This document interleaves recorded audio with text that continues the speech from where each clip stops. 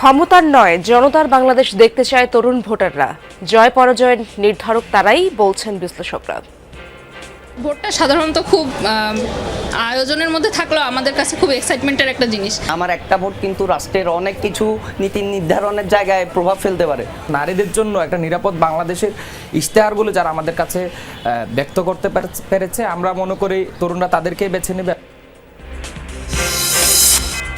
নির্বাচনী ইশতেহারে ক্রিয়েটিভ ইকোনমির রূপরেখা দেবে বিএনপি। বড় শিল্পের বাইরে উদ্ভাবনী উদ্যোক্তাদের জায়গা দিতে চায় দলটি। আমাদের ম্যানিফেস্টোতে আপনি দেখবেন ক্রিয়েটিভ ইকোনমির একটা চ্যাপ্টার থাকবে। এই লোকগুলোকে আমরা ইকোনমিক কর্মকাণ্ডের সাথে ইনশাআল্লাহ নিয়ে আসবো, যাতে তারাই অংশীদার হয়, তাদের জীবনযাত্রার মান উন্নয়ন হয়। বিএনপি চেয়ারম্যান তারেক রহমানের সঙ্গে প্রণয় ভার্মার বৈঠক। আলাদা সাক্ষাৎ করেছেন তুরস্ক ও মিশরের রাষ্ট্রদূতের সাক্ষাৎ। ফেনীতে শান্তিপূর্ণ ভোটে অন্তরায় হতে পারে অবৈধ ও লুট হওয়া অস্ত্র। চুয়াডাঙ্গার ভোটার হয়েছেন 18,000-এর বেশি প্রবাসী শ্রমিক। রাজধানীর বনশ্রীতে স্কুল ছাত্রীকে নির্মমভাবে হত্যা। নিজেদের রেস্তোরাঁর কর্মচারী সন্দেহ করছে পরিবার। ওটা বটি দিয়ে কাটা হয়েছে। আমার ভাইয়ের রুমে বটি ছিল। আমি সন্দেহের তালিকায় আমাদের যে স্টাফটা মিলন নাম। আইসিসির মেইল আসতে পারে সোম মঙ্গলবার। ভারতের কোনো ভেন্যুতেই বিশ্বকাপ খেলবে না বাংলাদেশ, জানালেন বিসিবি সভাপতি।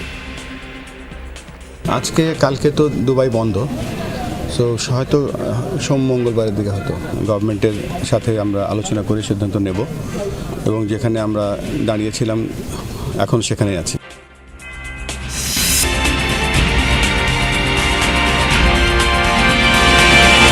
আমন্ত্রণ যমুনা নিউজে, আপনাদের সঙ্গে আছি আমি ইশরাত জাহান।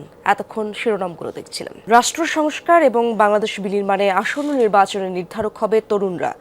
শিক্ষা, স্বাস্থ্য, নারীর নিরাপত্তা কিংবা অংশগ্রহণমূলক নির্বাচনকে গুরুত্ব দিতে তরুণদের মতামত আলাদা ব্যবধান তৈরি করবে। তরুণদের প্রত্যাশা, নির্বাচিত সরকার গড়বে ক্ষমতার নয়, জনতার বাংলাদেশ। অভ্যুত্থান পরবর্তী নির্বাচন নিয়ে তারুণ্যের ভাবনা জানতে চেয়েছেন সহকর্মী আহমেদ রেজা, ছবি তুলেছেন লুৎফর রহমান।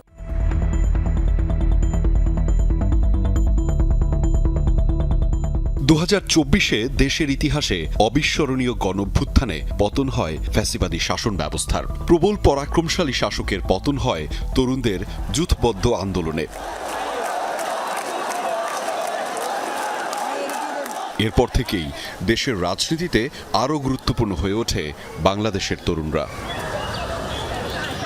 পরিবর্তিত পরিস্থিতিতে আসন্ন ত্রয়োদশ জাতীয় সংসদ নির্বাচনেও আলোচনার মূলে বিপুল সংখ্যক তরুণ ভোটার। প্রায় 13 কোটি মোট ভোটারের মধ্যে 30 থেকে 35% তরুণ। ফলে মোট ভোটারের 1/3 তরুণ ভোটারই হতে যাচ্ছেন চলমান রাজনীতি আর নির্বাচনের বড় প্রভাবক। নির্বাচনটা অনেক বেশি ট্রান্সপারেন্ট হবে আর রেজাল্টটা অনেক বেশি ফ্রুটফুল হবে, যেটার জন্য আমি এই নির্বাচনটা নিয়ে অনেক বেশি এক্সাইটেড। যারা মুক্তিযুদ্ধের চেতনা ধারণ করে এবং একই সাথে 24-এর যে চেতনা রয়েছে তাকে ধারণ করে বাংলাদেশকে বিনির্মাণ করবে। নারীদের জন্য একটা নিরাপদ বাংলাদেশের ইশতেহারগুলো যারা আমাদের কাছে ব্যক্ত করতে পেরেছে, আমরা মনে করি তরুণরা তাদেরকেই বেছে নেবে। নির্বাচনী যে একনায়কতন্ত্র, সেই একনায়কতন্ত্র যেন বাংলাদেশে কায়েম না হতে পারে। ভোটটা সাধারণত খুব আয়োজনের মধ্যে থাকলেও আমাদের কাছে খুব এক্সাইটমেন্টের একটা জিনিস। কমিশন ও সরকার বলছে আসন্ন নির্বাচন হবে প্রতিদ্বন্দ্বিতাপূর্ণ। ফলে সেই আয়োজন ঘিরে তরুণদের ভাবনা, মূল্যায়ন, মতামত জানতে চায় যমুনা টেলিভিশন। পাওয়ার এবং দায়িত্ব, এই দুটাকে সমন্বয়ের মাধ্যমে আমাদের এই সামনের নির্বাচনটা সুষ্ঠুভাবে সম্পন্ন করাই আমাদের এই জেনজি প্রজন্মের মূল টার্গেট। যে মারধর, কাটকাট, পাওয়ার পলিটিক্স, এই জিনিসগুলো ছিল, সো অভ্যুত্থান পরবর্তী আমরা আসলে সেই কালচার দেখতে চাই না। আমার একটা ভোট কিন্তু রাষ্ট্রের অনেক কিছু নীতি নির্ধারণের জায়গায় প্রভাব ফেলতে পারে। সবাই একত্রিত হয়ে দেশ গঠন করাটাই হচ্ছে যে খুব সুন্দর একটা বিষয়। নিরাপদ ব্যবস্থা করতে হবে যাতে নারীরা এসে ভোট দিতে পারে। প্রথমবারের মতো ভোট দিয়ে দেশ গঠনে ভূমিকা রাখতে চায় তরুণরা। তাদের প্রত্যাশা, নির্বাচিত সরকার মূল্যায়ন করবে জনগণের মতামতকে। শুধুমাত্র প্রতিশ্রুতি না, এটা হচ্ছে বাস্তবায়ন করে দেখাবে, বিশেষ করে নারী সেফটিটা। সুষ্ঠু নির্বাচন যেন হয়, পক্ষপাতিত্বমূলক নির্বাচন যেন না হয়। অন্য কোনো দেশের দাবিদারি করবে না। প্রতিরক্ষা খাত আছে, সেক্ষেত্রেও তাদেরকে উন্নয়ন করতে হবে। ক্ষমতার যাতে অপব্যবহার না হয়। সময় মতো আমাদের সেমিস্টার শেষ করতে, অনার্স কমপ্লিট করতে, মাস্টার্স কমপ্লিট করে আমরা ক্যারিয়ারে যেতে চাই। প্রতিহিংসামূলক রাজনীতি না হোক। বিশ্লেষকরাও বলছেন তরুণরাই হবেন এবারের নির্বাচনে জয় পরাজয়ের নির্ধারক। এই 1/3 ভোটের ক্ষেত্রে বাকি 2/3 মতো করে রেশিওতে ভাগ হবে না। এদেরকে যারা অ্যাট্রাক্ট করতে পারবেন, বিশেষ করে তাদের কর্মসংস্থানের প্রশ্ন আছে, তাদের ভবিষ্যৎ নিয়ে টেনশন আছে, এই স্প্লিটের উপরে ডিপেন্ড করবে এবং অবশ্যই একটা খুব গুরুত্বপূর্ণ ডিসাইডিং ফ্যাক্টর হবে। বিপুল সংখ্যক তরুণই বাংলাদেশের ভবিষ্যৎ জনশক্তি। তাই নির্বাচনে যেমন এই তারুণ্যের ভোট গুরুত্ব পাবে, ঠিক তেমনি তাদের ভাবনায় রেখে নির্বাচনের আগেই রাজনৈতিক দলের নীতি নির্ধারণী পরিকল্পনার দিকেও মুখিয়ে এই তরুণরা। শিক্ষা, স্বাস্থ্য, নারীর নিরাপত্তা, অংশগ্রহণমূলক নির্বাচন আর যা কিছু দেশের জন্য ভালো, তার জন্যই তারুণ্যের প্রথম ভোট। বিশেষত এবারের নির্বাচনে তরুণদের অংশ যেদিকে বেশি ভোট দেবে, তারাই নিতে যাচ্ছেন বাংলাদেশের নেতৃত্ব। ফলে সেই নেতৃত্ব গ্রহণ এবং দেশের ভালোর জন্য তরুণরা এবারের নির্বাচনে তাদের ভোটকে করতে চান অর্থবহ। আহমেদ রেজা, যমুনা নিউজ, ঢাকা। নির্বাচনী ইশতেহারে ক্রিয়েটিভ ইকোনমি এই নতুন শব্দবন্ধ সামনে আনতে চায় বিএনপি। সোজা করে বললে চেনা বড় শিল্পের বাইরেও নতুন ধাঁচের কাজ আর উদ্যোক্তাদের জায়গা দিতে চায় দলটি। প্রযুক্তি নির্ভর কাজ, স্টার্টআপ, ফ্রিল্যান্সিং সব থাকবে তালিকায়। পাশাপাশি সরকারের আর্থিক প্রতিষ্ঠান বিভাগ তুলে দেওয়ার পক্ষে দলটি। দাবি, ব্যাংকের ওপর এত চাপ দেওয়া যাবে না, বড় বড় প্রকল্পের টাকা আসবে পুঁজিবাজার থেকে। আর বাজারে নিত্যপণ্যের দামে লাগাম টানবে ডিজিটাল নজরদারি। 1991 সালে ক্ষমতায় এসে রাষ্ট্র নিয়ন্ত্রিত বাণিজ্যের ধারণা ভাঙে বিএনপি। বেসরকারি খাত খুলে দেওয়া হয়, বিদেশি বিনিয়োগের সুযোগ বাড়ে, সহজ হয় আমদানি রপ্তানি নীতি। তখন থেকেই দেশের অর্থনীতি একটু করে গতি পায়। 4 থেকে 5% ঘরে ঘোরাফেরা শুরু করে জিডিপির প্রবৃদ্ধি। যদিও রাজনীতির টানাপোড়েনে সেই গতি বারবার ধাক্কা খেয়েছে। প্রায় 30 বছর পর আবারও জনগণের কাঠগড়ায় অর্থনীতি। অর্থ পাচার থামেনি, খেলাপি ঋণ বেড়েই চলেছে, বাজারে সিন্ডিকেটের জোরালো দাপট। আগের সরকার এসব সামলাতে পারেনি, এই অভিযোগ দীর্ঘদিনের। বর্তমান প্রশাসন সংস্কারের কথা বললেও সেই কাঙ্ক্ষিত গতি নেই। এমন বাস্তবতায় বিএনপি বলছে আবার বাজারমুখী পথে ফিরতে হবে। তবে এবার শুধু বড় শিল্প নয়, ক্ষমতায় গেলে নজর থাকবে কর্মসংস্থানে, সামনে আসবে উদ্ভাবনী স্টার্টআপ, প্রযুক্তি নির্ভর পেশাদার আর ছোট উদ্যোক্তারা। পুঁজির যোগান বেশি পাবেন এসএমই উদ্যোক্তারা। অর্থনীতিতে প্রত্যেক গোষ্ঠীকে যে ইন্টিগ্রেট আমাদেরকে করতে হবে, এটাই কিন্তু জিডিপি। খালি ম্যানুফ্যাকচারিং দিয়ে জিডিপি হয় না, এটাকে বলে ওরা ক্রিয়েটিভ ইকোনমি। নাও আমাদের ম্যানিফেস্টোতে আপনি দেখবেন ক্রিয়েটিভ ইকোনমির একটা চ্যাপ্টার থাকবে। এই লোকগুলোকে আমরা ইকোনমি কর্মকাণ্ডের সাথে ইনশাআল্লাহ নিয়ে আসবো, যাতে তারাই অংশীদার হয়, তাদের জীবনযাত্রার মান উন্নয়ন হয়, তারা আরও কর্মসংস্থান সৃষ্টি করতে পারে। নতুন নতুন রেকর্ড ছুঁয়েছে খেলাপি ঋণ, অথচ বড় ঋণের বিকল্প ব্যবস্থা তৈরি হয়নি। পুঁজিবাজারে মানুষের ভরসা কম, তাই বিএনপির ভাবনায় বন্ড মার্কেট চালু করা জরুরি। আর ব্যাংকের নজরদারি থাকবে শুধুই বাংলাদেশ ব্যাংকের হাতে। ফাইন্যান্স মিনিস্ট্রিতে আর্থিক প্রতিষ্ঠান বিভাগ থাকার কোনো সুযোগই নেই, এটা থাকবে বাংলাদেশ ব্যাংকের অধীনে। বাংলাদেশ ব্যাংক হচ্ছে ওভারঅল আর্থিক খাতের আপনার ওয়াচডগ, মনিটর করে ওয়াচডগ। সুতরাং কিছু আপনি অর্থ মন্ত্রণালয় নিয়ে যাবেন, কিছু বাংলাদেশ ব্যাংকে দেবেন, তাহলে তো এটার কোনো ওভারঅল আপনার যে স্বচ্ছতার মাধ্যমে এটা যে ওয়াচডগের আন্ডারে পরিচালিত হবে, সেটা তো থাকতো না।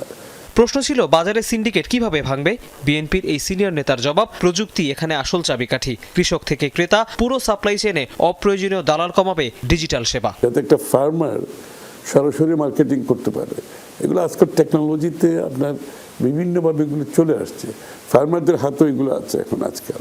তাকে যদি আপনি কানেক্ট করেন মার্কেটের সাথে সরাসরি, দেখবেন আপনি ওখানেও কষ্ট করে যাবে। আপনার আইন শৃঙ্খলার মাধ্যমে যে চাঁদাবাজি, রাস্তায় চাঁদাবাজি, তারপরে আপনার is of doing business, cost of doing বিজনেসের যে এলিমেন্টগুলো আছে, আপনাকে প্রত্যেকটাকে অ্যাড্রেস করতে হবে। অর্থনৈতিক সংস্কারে এসব ভাবনা সহ একগুচ্ছ নতুন ধারণা প্রাধান্য পাচ্ছে বিএনপির নতুন বাংলাদেশ বিনির্মাণে। তৌহিদ হোসেন, যমুনা নিউজ, ঢাকা। তারেক রহমান দেশে ফেরার পর তাকে নিয়ে আন্তর্জাতিক মহলে আগ্রহ তৈরি হয়েছে। বিএনপি ক্ষমতায় গেলে কিভাবে দেশ পরিচালনা করবে সেসব বিষয় নিয়েও রয়েছে বিভিন্ন দেশের কৌতূহল। শনিবার ভারতের হাই কমিশনার এবং তুরস্ক ও মিশরের রাষ্ট্রদূতের সাথে সাক্ষাৎ করেছেন বিএনপি চেয়ারপারসন। শনিবার রাতে গণমাধ্যমে সেসব বিষয়ে কথা বলেন দলের যুগ্ম মহাসচিব হুমায়ুন কবির। গুলশানে বিএনপি চেয়ারম্যানের কার্যালয়ে প্রবেশ করে ভারতের পতাকাবাহী গাড়ি। ভেতরে সওয়ার হাই কমিশনার প্রণয় ভার্মা। বিএনপি চেয়ারম্যান তারেক রহমানের সাথে তার এই বৈঠকের ব্যাপ্তি ছিল 30 মিনিট। উপস্থিত ছিলেন বিএনপি মহাসচিব মির্জা ফখরুল ইসলাম আলমগীর ও স্থায়ী কমিটির সদস্য সালাউদ্দিন আহমদ। শনিবার সন্ধ্যায় তারেক রহমানের কার্যালয়ে আসেন ঢাকায় নিযুক্ত আরও 2 দেশের রাষ্ট্রদূত। তুরস্কের রাষ্ট্রদূত রামিস সেনের পর আসেন মিশরের রাষ্ট্রদূত ওমর ফাহমি। সব মিলিয়ে ঘণ্টাখানেক ছিল 2 বৈঠকের দৈর্ঘ্য। কোন দেশের সাথে কি নিয়ে আলাপ হয়েছে তা নিয়ে আলাদা করে না বললেও বিএনপির যুগ্ম মহাসচিব হুমায়ুন কবির জানান, পারস্পরিক উন্নয়নমূলক ও বাণিজ্যিক সহযোগিতা বাড়ানোর বিষয়ে আলোচনা হয়েছে সবার সাথে। আমাদের সরকারের পক্ষ থেকে এখানে মত বিনিময় হয়েছে, এক্সচেঞ্জ হয়েছে। ওনার পরিকল্পনা, বিএনপি আগামীতে সরকার গঠন করলে কী ধরনের ডেভেলপমেন্ট প্ল্যান নিয়ে এগিয়ে যাবে, দেশকে করবে, দেশের মানুষকে নিয়ে কিভাবে কাজ করবে।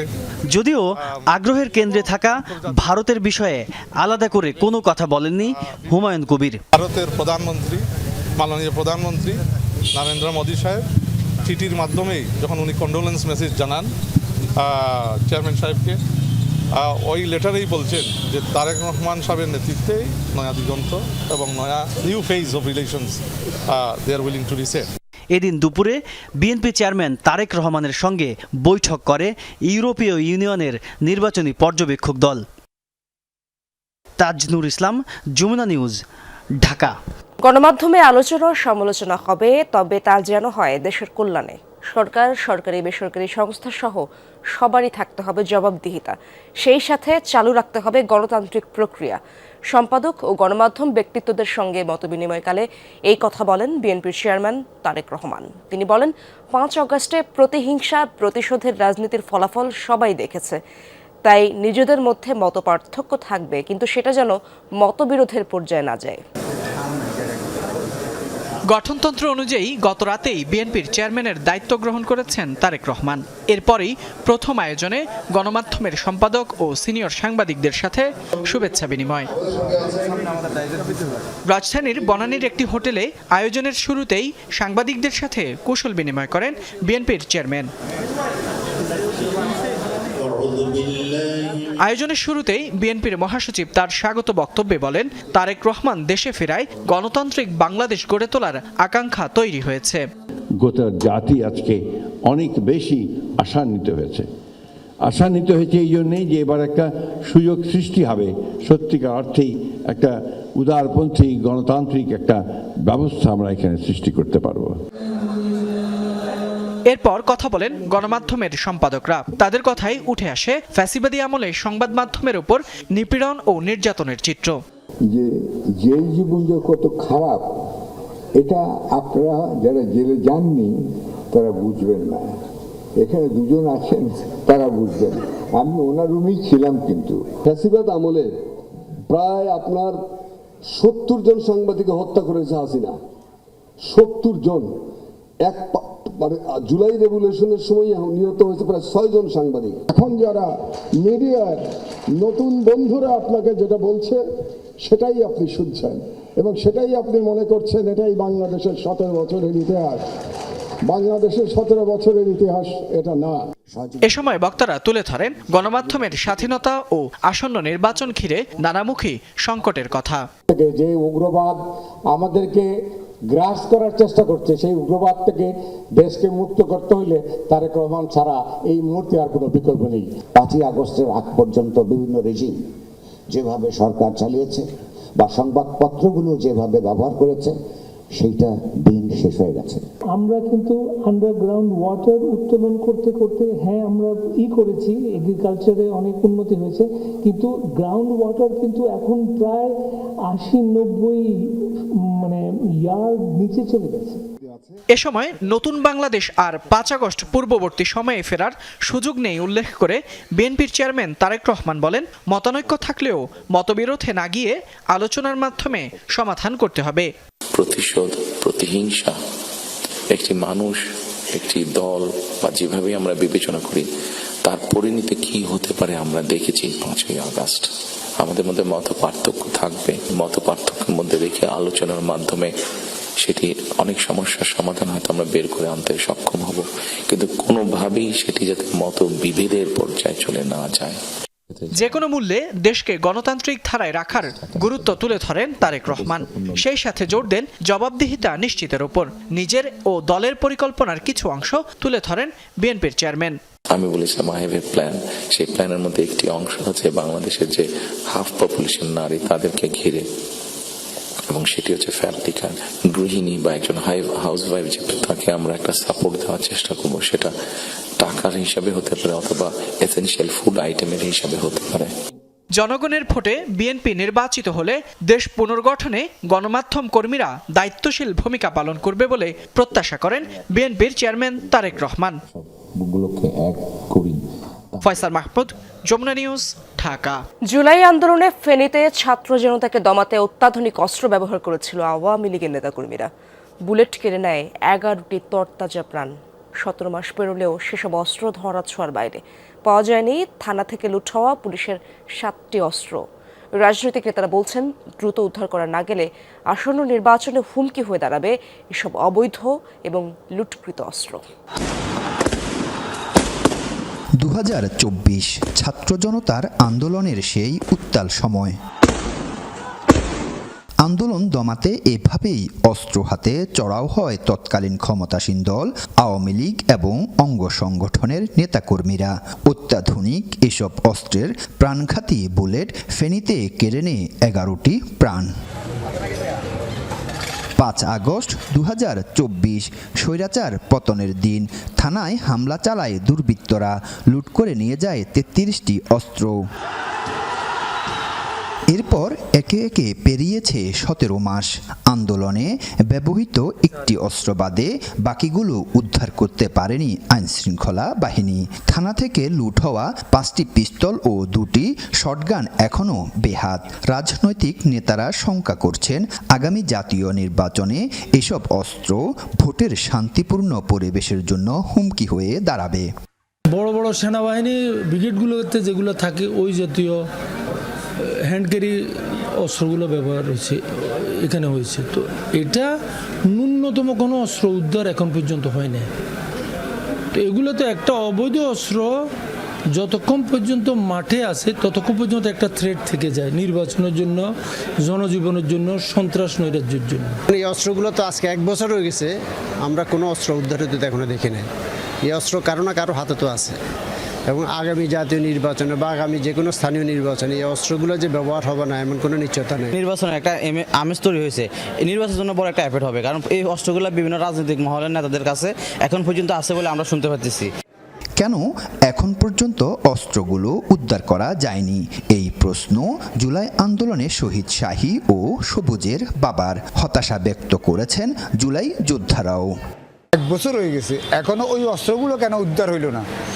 বাংলাদেশ সরকার এবং বাংলাদেশ প্রশাসন কি করতেছে? আমরা আজ হাহাকার, আমরা কাঁদতেছি। তো আমাদের কান্নার পরে তো আবার এই অস্ত্রগুলো যদি প্রশাসন না উদ্ধার করে তো আবার কিছুদিন পরে এই অস্ত্র তো অন্যদের ক্ষেত্রে ব্যবহার করব। এই অস্ত্রগুলো যদি উদ্ধার হয় তাহলে আমরা নিরাপত্তা বোধ করব, আমাদের সাধারণ যে মানুষগুলো আছে, সাধারণ জনগণ, তারা নিরাপত্তা বোধ করবে। অবৈধ অস্ত্রের পাশাপাশি জুলাই আন্দোলনে ব্যবহার হয়েছে বেশ কিছু লাইসেন্সকৃত অস্ত্র। সেগুলোর মধ্যে 95টি বিভিন্ন থানায় জমাও হয়েছে। পুলিশ বলছে নির্বাচনে অস্ত্রের ব্যবহার রোধে সেদিকে নজর রয়েছে তাদের। ইতোমধ্যে 95টি আমরা জমা পেয়েছি, এবং যে 6টি জমা হয়নি সেই 6টি অস্ত্রের লাইসেন্স ইতোমধ্যে বাতিল করা হয়েছে। এগুলোর বাইরেও যদি অবৈধ অস্ত্র থেকে থাকে সেই অবৈধ অস্ত্র উদ্ধারের জন্য আমরা সচেষ্ট আছি। নির্বাচনে এই অস্ত্রগুলো যাতে কোনো ক্রমেই ব্যবহার না হয় সে বিষয়ে আমাদের জোর তৎপরতা অব্যাহত আছে, এবং আমরা এই বিষয়ে গোয়েন্দা তৎপরতা সহ অন্যান্য সংস্থার সাথে মিলেমিশে কাজ করছি। পুলিশের তথ্য মতে আন্দোলনে অস্ত্রধারীর সংখ্যা ছিল 25, যদিও উত্তাল সে সময়ের প্রত্যক্ষদর্শীরা বলছেন এই সংখ্যা শতাধিক। আরিফুর রহমান, যমুনা নিউজ, ফেনী। বিদেশের মাটিতে থেকেও এবার ব্যালটে ভোট দিতে পারবেন প্রবাসীরা। করবেন প্রার্থী বাছাই, দেবেন গণভোটের রায়। এজন্য নিবন্ধন সম্পন্ন করেছেন চুয়াডাঙ্গার প্রায় 18,000 ভোটার। এবারের নির্বাচনে বড় ফ্যাক্টর নিজ এলাকার বাইরে থাকা এসব মানুষজন।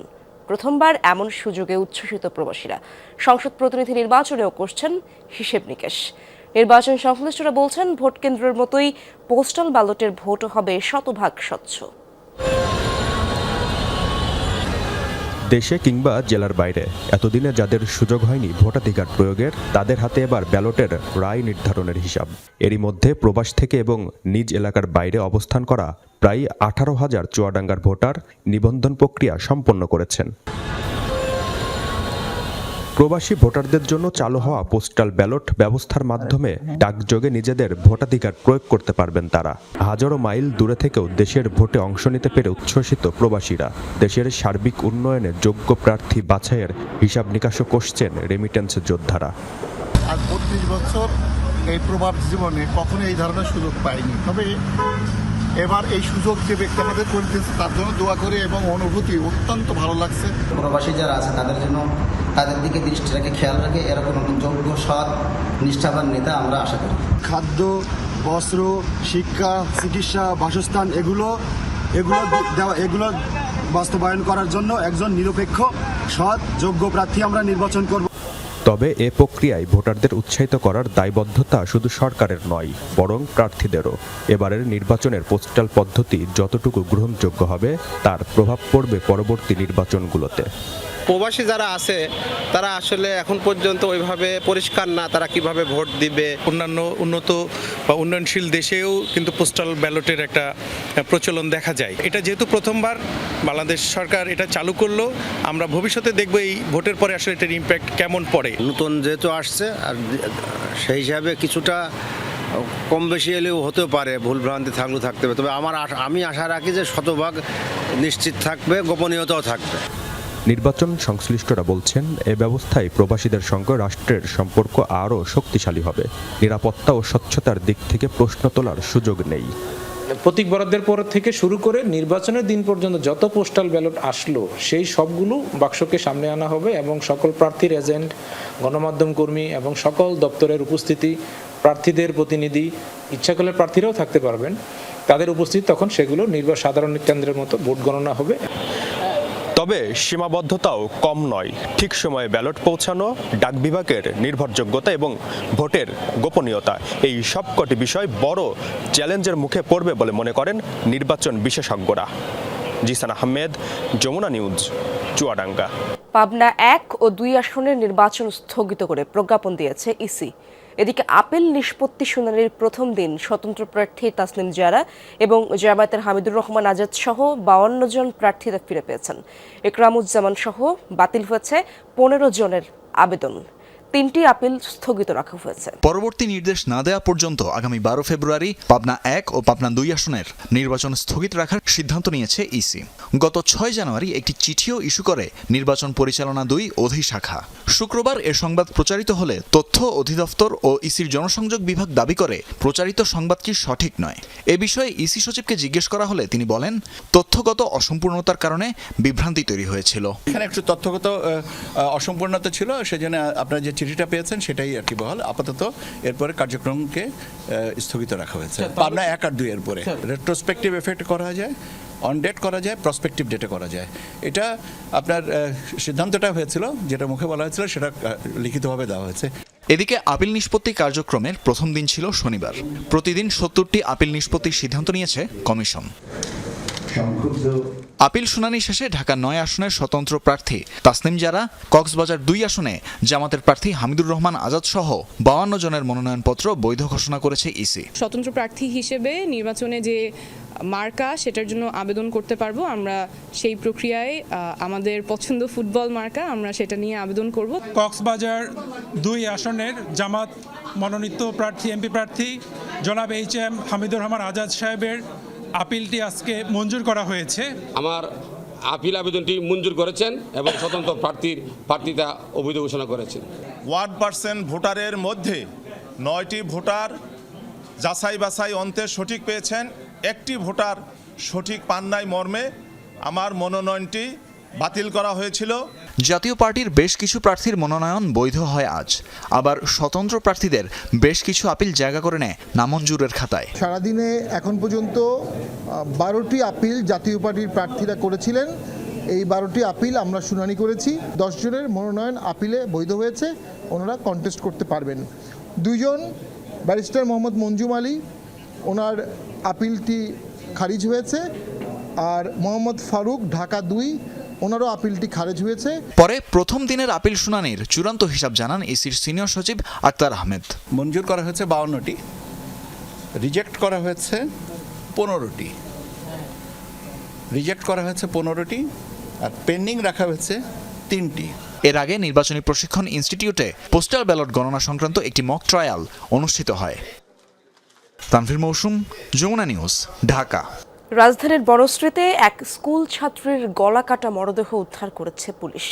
নিহত ফাতেমা আক্তার লিলি স্থানীয় একটি স্কুলের 10ম শ্রেণীর ছাত্র ছিলেন। শনিবার দুপুরে দক্ষিণ বনশ্রীর এল ব্লকে হয় এই ঘটনা। এই ঘটনায় নিজেদের রেস্তোরাঁর কর্মচারী মিলনকে সন্দেহ করছে পরিবার।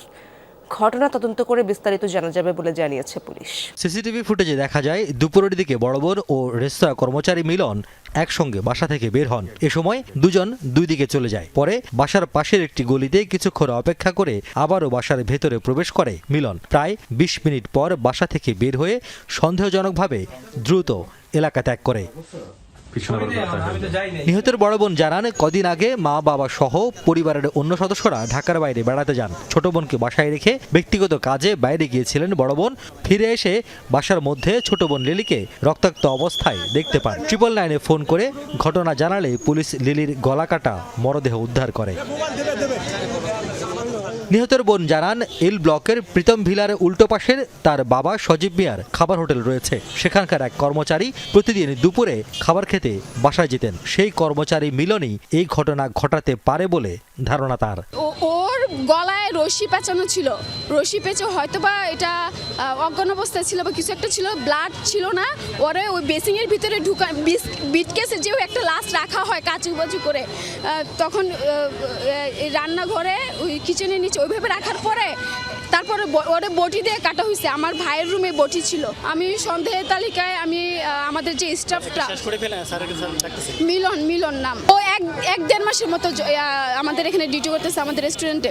ঘটনার পর সুরথালে গলায় ধারালো ছুরির আঘাত ছাড়া তাৎক্ষণিক কোনো আঘাতের চিহ্ন পায়নি বলে জানান পুলিশ কর্মকর্তারা। বিভিন্ন আলামত বিশ্লেষণ করে হত্যার কারণ সম্পর্কে বিস্তারিত জানা যাবে বলে জানান তারা। এখানে যে হত্যাকাণ্ডটি ঘটেছে আমরা বিষয়গুলো নিয়ে কাজ করছি। সিসি আশেপাশে যেসব সিসি ফুটেজ আছে এগুলো নিয়ে কাজ করছি। আমরা শীঘ্রই ইনশাল্লাহ সেটা বের করতে পারবো। আমাদের এই কার্যক্রম অব্যাহত আছে। নিহত লিলির মরদেহ ময়নাতদন্তের জন্য পাঠানো হয়েছে ঢাকা মেডিকেল কলেজ হাসপাতালের মর্গে। রিয়াজ রায়হান, যমুনা নিউজ, ঢাকা।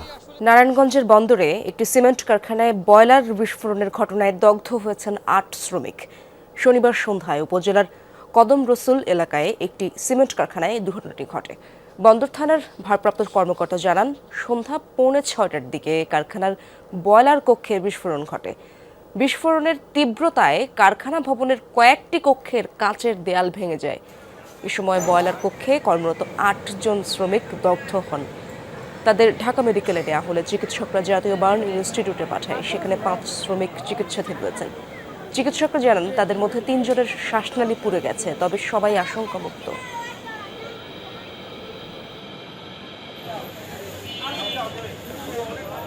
আমরা 5 জন রোগীকে ভর্তি রেখেছি আর 2 জন রোগীকে অবজারভেশনে রেখেছি। তো 5 জন রোগীর মধ্যে 3 জনের শ্বাসনালী পুড়েছে। তো ওনাদের যেহেতু টোটাল বার্নের পরিমাণ কম, ওনারা শঙ্কামুক্ত, কিন্তু অবজারভেশনে থাকবে। সংকটের মুখে কক্সবাজারের লবণ চাষিরা একদিকে ন্যায্য মূল্য না পেয়ে গুনছেন লোকসান, পেশাও ছাড়ছেন অনেকে। অন্যদিকে বিদেশ থেকে লবণ আমদানির অনুমতি দেয়ায় হতাশ চাষি ও ব্যবসায়ীরা। তাদের শঙ্কা, এতে দেশীয় লবণ শিল্প হুমকির মুখে পড়বে। 30 বছর ধরে লবণ চাষ করছেন কক্সবাজারের চৌফলদণ্ডি এলাকার এই চাষি। 3 ছেলে আর 4 মেয়ে সহ 9 জনের বড় সংসার। লবণের ন্যায্য মূল্য না পাওয়ায় গত বছর আটকানি লবণ চাষে 3 লাখ টাকা লোকসান গুনেছেন। এখনও মাঠে 2000 মনের বেশি লবণ জমা। এ অবস্থায় বিদেশ থেকে লবণ আমদানির সিদ্ধান্তের খবরে হতাশ তিনি। বৌনি যাই 150 টিয়া ফরত দে 150 টিয়া বেশি আরা ফুটাই নেবার 1000 মাঠ কিলাতা আগিয়ে মানুষের লবণের মান নগর তো আমার হাতে মাঠ গড়াবর কেঙ্গুজম গড়ত আছে যে তো গড়াতো পরিবার। অন্যান্য চাষিদের মুখেও অন্ধকার। লবণ উৎপাদনের খরচের সাথে বর্তমান বাজার মূল্যের বিশাল ফারাকে বিপাকে সবাই। আমরা কিভাবে পোষাবো? যদি আমরা পোষাতে না পারি তাহলে কিভাবে এই লবণ মাঠটা আমরা মানে কি ধরে রাখবো? প্রতি বছর আরাতে লস আর দামন আর বেতন তো দিন পারে আর গেছে। আমরা তো একদম লসে এমনি 2 মাস চলে গেছে, এমনি লস আরো লস হয়ে যাব। লবণের ন্যায্য মূল্য না পেয়ে অনেকে পেশা ছেড়েছেন। মৌসুমের 3 মাস অতিবাহিত হলেও লোকসানের ভয়ে এখনও অনেক চাষি মাঠেই নামেননি। বছরে যদি গুণারি হইলে আর 5 বছর মাঠ গড়া সম্ভব না। নগরের দেড়ে কিলাদার গই লাগা লাগি জায়গা তুই তো মনে হবে কোনো হন এবছর তুই মিলে আধা মিলি মাঠ করি বার তো লবণ বলে হয় মান নগরী বলে হর। এরই মধ্যে 2 শতাধিক প্রতিষ্ঠানকে অপরিশোধিত লবণ আমদানির অনুমতি দেয়ায় দেশীয় লবণ শিল্প হুমকির মুখে পড়বে বলে দাবি চাষি, ব্যবসায়ী এবং কক্সবাজার অঞ্চলের মানুষের। এই লবণ আমদানিটা সম্পূর্ণ বন্ধ করা দরকার। এতে আপনার ফরেন কারেন্সিও নষ্ট হয় এবং আমাদের লোকাল চাষিরাও ক্ষতিগ্রস্ত হয়। এটা দেশদ্রোহী ছাড়া অন্য কেউ এই প্রক্রিয়ার সাথে জড়িত হতে পারে না। আমরা এই সিন্ডিকেটের কবল থেকে লবণ শিল্পকে বাঁচানোর জন্য সরকারের দৃষ্টি আকর্ষণ করছি। হাজার হাজার এখানে যে লবণ চাষিরা আছে আপনারা দেখতে পাচ্ছেন, এখানে কর্মসংস্থান বন্ধ হয়ে যাবে এবং লবণ চাষ থেকে এরা মুখ ফিরিয়ে ফেলবে। চাষিদের সাথে আমরা একত্রতা পোষণ করে আমরা বৃহত্তর আন্দোলনের মাধ্যমে এই লবণ আমদানি ঠেকানোর চেষ্টা করব। জোবায়েত ইবনে শাহাদাত, যমুনা নিউজ। শীত মৌসুমে ছিন্নমূল হতদরিদ্রদের জন্য শীত বস্ত্র কম্বল দেয় সরকার। এই জনগুরুত্বপূর্ণ উদ্যোগ মাঠ পর্যায়ে কতটা সফল তা নিয়ে প্রশ্ন তুলেছেন সাতক্ষীরার হতদরিদ্র মানুষ। অভিযোগ, যাদের জন্য সরকারি উদ্যোগ তারাই বঞ্চিত। ছলছল চোখে অপলক দৃষ্টিতে অপেক্ষা ফাইজা বেগমের। শীতে রাত কেটেছে নির্ঘুম, ক্লান্ত শরীর, চোখ বন্ধ করে প্রশান্তি খুঁজছেন আরেক বৃদ্ধ ফাইমা। বয়সে ভারাক্রান্ত শরীরে লাঠিভর দিয়ে চলা ফুলঝুড়ি বেগম। সাতক্ষীরা সদর ইউনো কার্যালয়ে এসব হতদরিদ্রদের অপেক্ষা একটি কম্বলের জন্য। কম্বলের জন্য মোটা আইসি ডিসি সাহেবের ওখানে গেলে আমাদের সাথে ভালো ব্যবহার করে না, আবার এখানেও আছে তাও আমাদের সাথে ভালো ব্যবহার করে না। যমুনা টেলিভিশনের ক্যামেরা দেখে উপজেলা নির্বাহী কর্মকর্তার এবার কম্বল দিতে ব্যস্ততা। কয়েকদিন অপেক্ষায় থাকা মানুষগুলো পেলেন কম্বল। খুশিতে চোখে অশ্রু ফুলঝুড়ি বেগমের।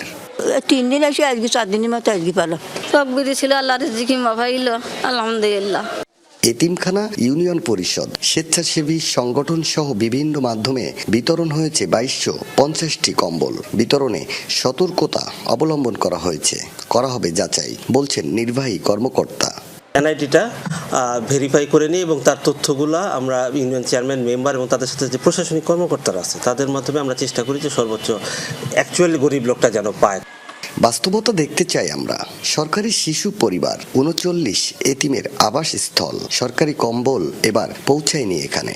ডিসি স্যার মহোদয়ের ওখান থেকে, ইউনুস স্যার মহোদয়ের ওখান থেকে শীতবস্ত্র এই প্রতিষ্ঠানে দিয়ে থাকেন এবং আরও অনেক সংস্থা তারা দেন, কিন্তু এবছর আমরা এখনও পাই নাই কোথাও, বাইরে কোথাও থেকে। জেলা প্রশাসন বলছে 7টি উপজেলায় 15,000 কম্বল বিতরণ শেষ হয়েছে। নতুন বরাদ্দ এসেছে 3,000 কম্বল, 35 লাখ টাকা। প্রশ্ন উঠেছে, সরকারের যাদের জন্য এই উদ্যোগ কতটা সুফল পাচ্ছেন তারা। শহর থেকে উপকূল হতদরিদ্র পরিবারগুলোর খবর নেওয়া যাক। সবার অভিযোগ, সরকার যাদের জন্য দেয় তারাই পায় না সহযোগিতা। যারা চেয়ারম্যানের যারা দল করে তারাই এইসব কম্বল টম্বল পায়, কিন্তু আমরা পাইনি কিছু। আমাদের পর্যন্ত আসে না, সে দালাল পর্যন্ত খাইয়ে দেয়। গরিবের জন্য যেগুলো আসে, গরিবের মূলত গরিবের কাছে সেগুলো পৌঁছায় না। খালের পাড়ে নদীর ধারে দুস্থ অসহায়দের শীতবস্ত্র বিতরণ কার্যক্রম চলমান। এখন পর্যন্ত পাওয়া বরাদ্দ সঠিকভাবে বিতরণ হয়েছে দাবি জেলা প্রশাসকের। এই শীতের তীব্রতা মোকাবেলা করার জন্য পূর্ব থেকে আমাদের প্রস্তুতি ছিল এবং কার্যক্রম এখনো চলমান আছে। এবং আরও 3000 কম্বল আমাদেরকে দেওয়া হবে এবং ইতিমধ্যে আমাদের কাছে 35 লক্ষ টাকাও আছে। আকরামুল ইসলাম, যমুনা নিউজ, সাতক্ষীরা। আইসিসির মেইলের অপেক্ষায় বিসিবি। সোম মঙ্গলবারের মধ্যেই আসতে পারে সিদ্ধান্ত বলছেন বোর্ড সভাপতি আমিনুল ইসলাম বুলবুল। তবে বাংলাদেশ অনড় থাকবে ভারতে না খেলার সিদ্ধান্তে, তা আবারও পরিষ্কার করলেন বুলবুল। বিষয়টি নিয়ে রোববার বিসিসিআই এর সাথে বৈঠক বসছেন আইসিসি সভাপতি জয় শাহ। এদিকে তামিম ইকবালকে নিয়ে করা ফেসবুক পোস্ট ইস্যুতে পরিচালক নাজমুল ইসলামকে বলা হয়েছে কারণ দর্শাতে। বিশ্বকাপে বাংলাদেশের যাত্রা নিয়ে কি অপেক্ষা করছে সেটা এখন বড় প্রশ্ন। কবে নাগাদ আসতে পারে আইসিসির মেইল, সে অপেক্ষায় যে দর্শক সমর্থক থেকে শুরু করে প্লেয়ার্স এবং বিসিবিও। বিসিবি সভাপতি জানালেন সোম বা মঙ্গলবারের মধ্যে আসতে পারে সেই কাঙ্ক্ষিত মেইল। না, আমরা এখনো কোনো রেসপন্স পাইনি। আমাদের জন্য সময়টা খুব গুরুত্বপূর্ণ, কারণ সময়টা চলে যাচ্ছে। তো আমরা খুব চিঠিটার অপেক্ষায় আছি যে কি রিপ্লাই আসে বা কি রিকোয়ারমেন্ট আসে। সহজ অঙ্ক হিসেব করলে আজকে কালকে তো দুবাই বন্ধ, সো হয়তো সোম মঙ্গলবারের দিকে হতো। হুট করে গুঞ্জন, কলকাতায় বাংলাদেশের বিশ্বকাপের যে ম্যাচগুলো খেলার কথা ছিল সেগুলো সরিয়ে ভারতেরই অন্য কোনো ভেন্যুতে দেয়া হতে পারে। আইসিসি থেকে আসতে পারে এমন এক সিদ্ধান্ত। তবে বিসিবি সভাপতি বলছেন এমন কোনো খবরই জানে না ক্রিকেট বোর্ড। বিশ্বকাপে বাংলাদেশের খেলা নিয়ে কি অপেক্ষা করছে তবে?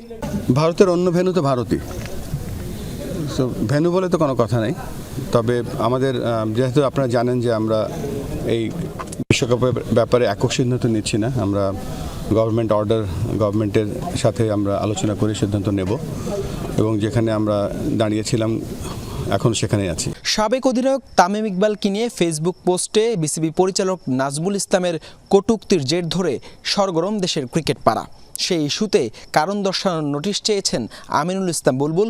অনানুষ্ঠানিকভাবে এই নোটিশ চাওয়া হলেও আলোচনা হবে পরবর্তী বোর্ড সভাতেও। তাকে যেহেতু তিনি তার ব্যক্তিগত ফেসবুক থেকে সেটা লিখেছে এবং তাকে আমরা বলেছি যে আপনি এটা রিজয়েন্টার দেন। তার উপরে আমার কাছে মনে হচ্ছে যে একজন বাংলাদেশ জাতীয় দলের অধিনায়ককে আমরা যেভাবে দেখেছি, যেভাবে পারফরমেন্স করেছে, শুধু তাকে না, এই ব্যাপারটা হয়তো আমাদের লেখার আগে একটু চিন্তা করা উচিত ছিল, রেসপেক্ট করা উচিত ছিল। ভারতীয় সংবাদ মাধ্যম এনডিটিভির খবর, বাংলাদেশের ইস্যুতে রোববার বিসিসিআই সঙ্গে বসতে যাচ্ছেন আইসিসির সভাপতি জয় শাহ। নিশ্চয়ই দ্রুতই আসছে সমাধান। তবে প্রশ্ন, সেটা কি বাংলাদেশের পক্ষে নাকি বিপক্ষে? হাসান আল মারুফ, যমুনা স্পোর্টস, সিলেট আন্তর্জাতিক ক্রিকেট স্টেডিয়াম, সিলেট। সরকার পতনের আন্দোলনের বিরোধিতা করে এবার পাল্টা বিক্ষোভ হয়েছে ইরানে। শনিবার ইসলামী বিপ্লব সরকারের পক্ষে দেশ জুড়ে র্যালি অনুষ্ঠিত হয়, যাতে অংশ নেয় লাখো মানুষ। ইরানের সার্বভৌমত্ব এবং নাগরিকদের রক্ষায় কঠোর হওয়ার হুঁশিয়ারি দিয়েছে দেশটির সামরিক বাহিনী। এদিকে ইরানে আবারও অভিযানের হুমকি দিয়েছেন মার্কিন প্রেসিডেন্ট ডোনাল্ড ট্রাম্প। বিপ্লবী ইসলামী সরকারের পক্ষে শনিবার পথে নামেন লাখো লাখো মানুষ। তেহরান সহ ইরানের বিভিন্ন স্থানে অনুষ্ঠিত হয় এই র্যালি। আন্দোলন বিক্ষোভের নামে ইরানকে অস্থিতিশীল করা হচ্ছে বলে অভিযোগ করা হয় এসব সমাবেশ থেকে। যে কোনো মূল্যে সহিংসতা প্রতিহত করার ঘোষণাও আসে।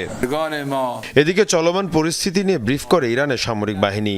যে কোনো মূল্যে দেশের সার্বভৌমত্ব, অবকাঠামো এবং জনসাধারণের সম্পত্তি রক্ষার অঙ্গীকার করে সেনাবাহিনী। যে কোনো হামলা ঠেকানোর পাশাপাশি পাল্টা অভিযানের প্রস্তুতি নেওয়া হচ্ছে বলেও জানানো হয়। এদিকে সরকারি কড়াকড়ি সত্ত্বেও অব্যাহত আছে দেশ জুড়ে বিক্ষোভ। নতুন করে নিরাপত্তা বাহিনীর আরও 2 সদস্যের মৃত্যুর খবর দিয়েছে সরকার। বিভিন্ন পশ্চিমা গণমাধ্যমের দাবি, নিরাপত্তা বাহিনীর গুলিতে প্রাণ গেছে 2 শতাধিক আন্দোলনকারীর।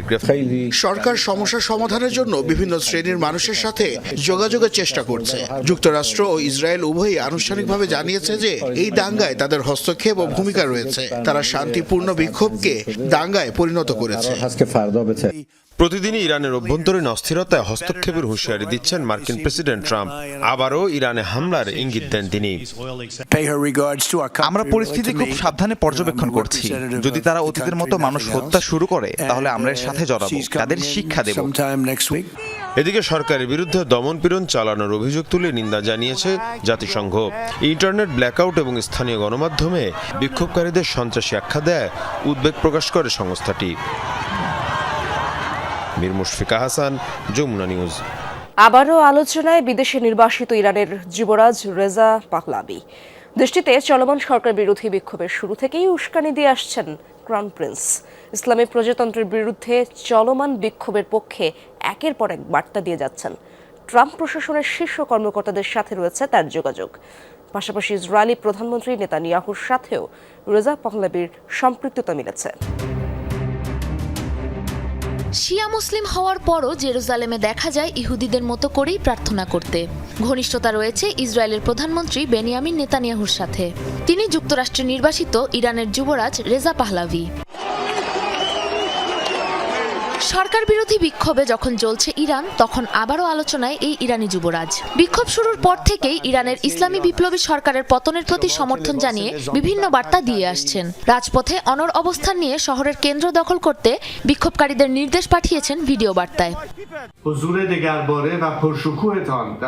আমার প্রিয় দেশবাসী, ইরানের রাস্তায় আপনাদের বিশাল উপস্থিতি ইসলামী প্রজাতন্ত্রের বিশ্বাসঘাতক ও খুনি শাসকদের জন্য দাঁত ভাঙা জবাব। এমন পরিস্থিতিতে আমি দেশের অর্থনীতির মূল খাতগুলো, বিশেষ করে পরিবহন, তেল, গ্যাস এবং জ্বালানি শ্রমিক ভাইদের দেশব্যাপী ধর্মঘট শুরু করার আহ্বান জানাচ্ছি। আমাদের লক্ষ্য এখন আর সড়কে সীমাবদ্ধ নেই। এখন আমাদের উদ্দেশ্য শহরের কেন্দ্রগুলো নিজের নিয়ন্ত্রণে নেওয়া। আপনারা মানসিকভাবে প্রস্তুতি নিন, প্রয়োজনীয় রসদ সঙ্গে রাখুন। বিজয় আমাদেরই হবে। 4 দশকের বেশি সময় ধরে নির্বাসিত জীবন কাটাচ্ছেন রেজা পাহলাভি। এই অবস্থায় সরকার বিরোধী আন্দোলনে তার উস্কানি নিয়ে উঠেছে নানা প্রশ্ন। আন্দোলনকারীদের অনেককেই ইরানের রাজতন্ত্রের পক্ষে স্লোগান দিতে দেখা যায়। একদিকে ইহুদি সম্পৃক্ততা, অন্যদিকে যুক্তরাষ্ট্র সহ পশ্চিমা ঘনিষ্ঠতা রয়েছে রেজা পাহলাভির। খামেনি প্রশাসনকে সরিয়ে তার নেতৃত্বে আবারও রাজতন্ত্র ফিরিয়ে আনা হতে পারে, এমন আভাসও দিচ্ছে আন্তর্জাতিক বিভিন্ন গণমাধ্যম। নির্বাসিত হলেও নিজেকে ক্রাউন প্রিন্স বলেই পরিচয় দেন রেজা। বাবার হারানো মসনদে বসতে রাজতন্ত্র ফেরাতে চান কিনা, এমন প্রশ্নের উত্তর জনগণের হাতে ছেড়ে দেওয়ার কথা জানান তিনি। 1979 সালে ঐতিহাসিক ইসলামী বিপ্লবের সময় সপরিবারে ইরান ত্যাগ করে মিশরে আশ্রয় নেন তৎকালীন সম্রাট মোহাম্মদ রেজা শাহ পাহলাভি। দেশ ত্যাগের পর মরক্কো, বাহামা ও মেক্সিকো ঘুরে বাবার মৃত্যুর পর যুক্তরাষ্ট্রে স্থায়ী হন রেজা পাহলাভি। দীর্ঘ 47 বছর ধরে নির্বাসিত জীবনযাপন করছেন 65 বছর বয়সী রেজা। বর্তমানে স্ত্রী ইয়াসমিন এতেমাদি ও 3 সন্তান নিয়ে যুক্তরাষ্ট্রের মেরিল্যান্ডে বসবাস করছেন তিনি। শুধুমাত্র নির্বাসিত যুবরাজ নয়, যুদ্ধ বিমানের প্রশিক্ষিত পাইলট হিসেবেও পরিচিত রেজা। 17 বছর বয়সে প্রথমে ইম্পেরিয়াল ইরানি বিমান বাহিনীর একজন ক্যাডেট হিসেবে তার যাত্রা শুরু। গণ অভ্যুত্থান পরবর্তী সময়ে যুক্তরাষ্ট্র থেকে বিমান চালনার উপর প্রশিক্ষণ নেন তিনি। বর্তমানে একজন শৌখিন আলোকচিত্রী, পাইলট ও রাজনৈতিক ব্যক্তিত্ব হিসেবে পরিচিত রেজা পাহলাভি। সাবরিনা নুসরাত, যমুনা নিউজ। যুক্তরাষ্ট্র অভিবাসী বিষয়ক সংস্থা ICEর অভিযানের বিরুদ্ধে এখনও প্রতিবাদ বিক্ষোভে উত্তাল মিনেসোটা। শনিবারও মিনিয়াপোলিসের সড়কে জড়ো হয় হাজার হাজার মানুষ। শহরটিতে গত সপ্তাহে অভিবাসন কর্মকর্তার গুলিতে এক নারী নিহতের ঘটনায় সৃষ্ট ক্ষোভ ছড়িয়েছে অন্যান্য স্থানেও। এদিন যুক্তরাষ্ট্র জুড়ে আয়োজন করা হয় হাজারেরও বেশি বিক্ষোভ কর্মসূচি। হাড় কাঁপানো ঠান্ডায় প্রতিবাদী ব্যানার হাতে সড়কে নামে আন্দোলনকারীরা। মিছিলে স্লোগানে জানানো হয় ধরপাকড়, পুলিশি নির্যাতনের প্রতিবাদ। এই হত্যাকাণ্ডকে চরম অন্যায় আখ্যা দিয়েছে মিনেসোটা কর্তৃপক্ষ। অবশ্য গুলিছোড়ের এই ঘটনাকে আত্মরক্ষামূলক দাবি করেছে যুক্তরাষ্ট্রের কেন্দ্রীয় সরকার। সিরিয়ার জঙ্গি গোষ্ঠী IS-এর একাধিক ঘাঁটি লক্ষ্য করে বড় ধরনের হামলা চালিয়েছে যুক্তরাষ্ট্র। সোশ্যাল হ্যান্ডেল X-এ অভিযানের ভিডিও প্রকাশ করেছে মার্কিন সেন্ট্রাল কমান্ড। ফুটেজে দেখা যায় হামলার উদ্দেশ্যে প্রস্তুত করা হচ্ছে একাধিক মার্কিন যুদ্ধ বিমান। শনিবার এক বিবৃতিতে IS জঙ্গি গোষ্ঠীর ঘাঁটি টার্গেট করে অপারেশন হকআই স্ট্রাইক নামের এই অভিযানের বিষয়টি নিশ্চিত করে সেন্ট্রাল কমান্ড। গেল মাসে জঙ্গি গোষ্ঠীটির হামলায় 2 মার্কিন সেনা ও 1 দোভাষী নাগরিক নিহত হয়। পাল্টা জবাব দিতেই এই যৌথ হামলা চালানো হয়েছে দাবি ওয়াশিংটনের।